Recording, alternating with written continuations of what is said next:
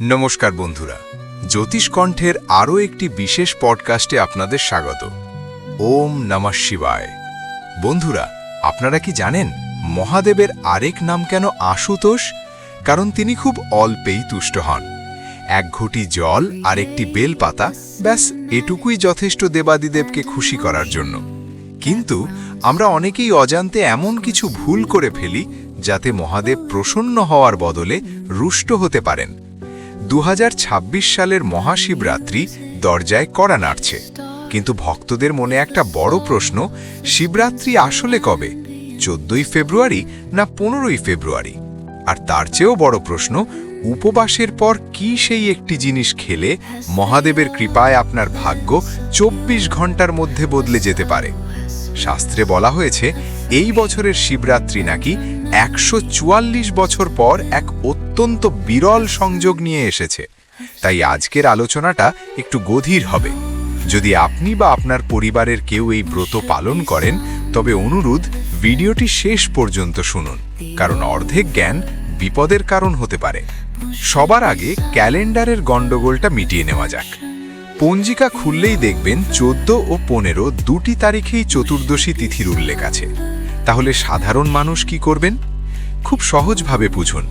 শাস্ত্র বলছে শিবরাত্রি হল রাত্রিকালীন ব্রত, অর্থাৎ যেই রাতে চতুর্দশী তিথি বর্তমান থাকে সেই রাতেই শিবের আরাধনা করতে হয়। হিসেব অনুযায়ী 14ই ফেব্রুয়ারি শনিবার বিকেল 5:04 পর চতুর্দশী তিথি শুরু হচ্ছে এবং তা সারা রাত থাকছে। কিন্তু 15ই ফেব্রুয়ারি রবিবার বিকেলের আগেই চতুর্দশী শেষ হয়ে অমাবস্যা পড়ে যাচ্ছে। তাই মহাদেবের মূল পূজা, 4 প্রহর আরাধনা এবং উপবাস সবকিছুই পালন করতে হবে 14ই ফেব্রুয়ারি শনিবার রাতে।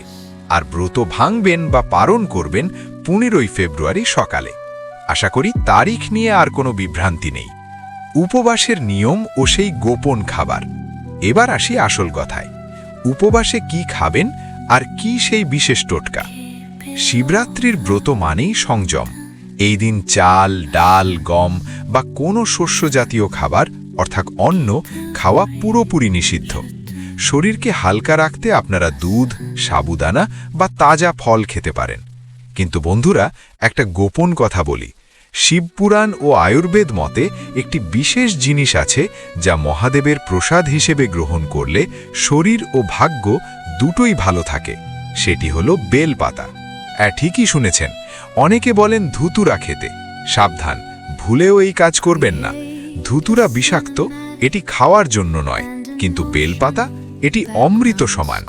শাস্ত্রমতে পূজার শেষে মহাদেবকে অর্পণ করা একটি নিখুঁত বেলপাতা যদি আপনি মধু বা জলের সাথে চিবিয়ে খান, তবে এটি পেটের রোগ, ডায়াবেটিস এবং রক্তের দোষ কাটাতে সাহায্য করে।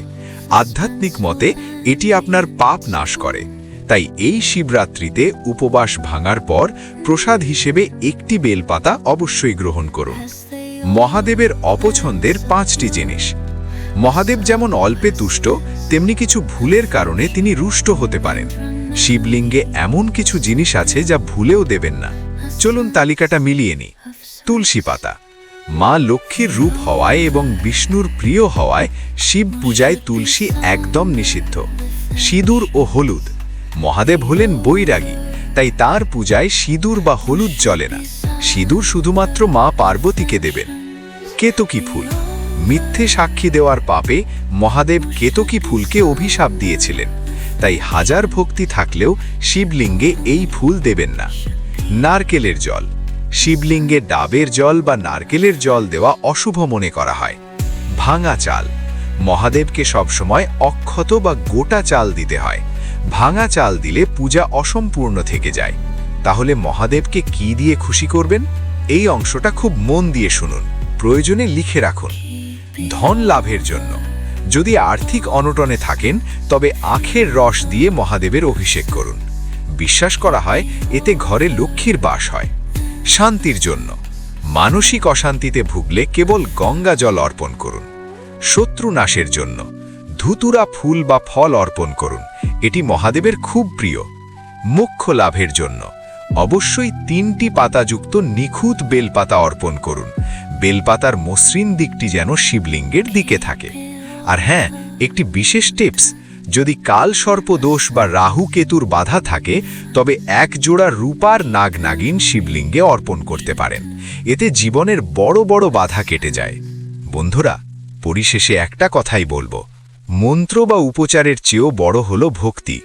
14 ফেব্রুয়ারি রাতে 4 প্রহরে যদি জেগে থাকতে নাও পারেন, অন্তত প্রথম প্রহরে বা শোয়ার আগে একবার প্রাণ ভরে ডাকুন, হে মহাদেব, আমি তোমায় সমর্পণ করলাম।